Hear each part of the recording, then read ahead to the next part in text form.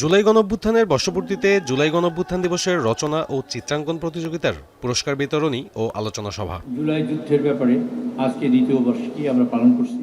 বুধবার সন্ধ্যায় জাতীয় সংসদ ভবনে অনুষ্ঠিত এই সভায় যোগ দেন ভারপ্রাপ্ত রাষ্ট্রপতি হাফিজউদ্দিন আহমদ বীর বিক্রম। উপস্থিত ছিলেন ভারপ্রাপ্ত স্পিকার, স্বরাষ্ট্রমন্ত্রী, বিরোধী দলীয় নেতা, সরকারি ও বেসরকারি দলের চিফ হুইপ সহ ঊর্ধ্বতনরা।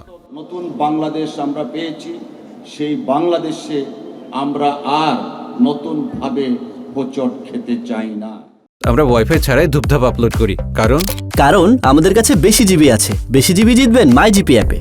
অনুষ্ঠানে বক্তব্যে বিরোধী দলীয় চিফ হুইপ নাহিদ ইসলাম বলেন, দেশে অতীতের সব গণ আন্দোলনের ধারাবাহিকতাই ছিল জুলাই গণঅভ্যুত্থান। ফ্যাসিবাদ বিরোধিতায় দেশের সব রাজনৈতিক দল ঐক্যবদ্ধ রয়েছে। আর বিরোধী দলীয় নেতা ও জামায়াতের আমির ডাক্তার শফিকুর রহমান পুরনো ধারায় না চলে ব্যাপক সংস্কারের দাবি জানান। তিনি বলেন, সরকার ব্যর্থ হলে পুরো জাতিকে এর মূল্য দিতে হবে। অল্প কিছু পরিবর্তন ছাড়া পুরাতন বন্দোবস্ত আঁকড়ে ধরে এই সমাজ এখনো এগিয়ে যাচ্ছে। এর যদি ব্যাপক ভিত্তিক সংস্কার এবং পরিবর্তন না আসে, তাহলে জনগণের এই আকাঙ্ক্ষা, এই প্রত্যাশা পূরণ হবে না। শেষে তো এই জুলাই গণ অভ্যুত্থান জনগণের, সেই জনগণের কৃতিত্ব যাতে জনগণকে আমরা ফিরিয়ে দিতে পারি। কিন্তু যদি এই ধরনের জাতীয় দিবসে দলীয় বক্তব্য, দলীয় ইতিহাস প্রচার, দলীয় ন্যারেটিভ প্রচার করা হয়, সেখানে বিরোধী দলের বা ভিন্ন রাজনৈতিক দলের অংশগ্রহণের জায়গাটা সংকুচিত হয়ে আসে। অনুষ্ঠানে স্বরাষ্ট্রমন্ত্রী বলেন, জুলাই নিয়ে কেউ যদি কারাকারি করে, তাহলে তাদের অবস্থা ৭১-এর চেতনা ব্যবসায়ী আওয়ামী লীগের মতো হবে। আমাদের সবাইকে দায়িত্বশীল ভূমিকা পালন করতে হবে।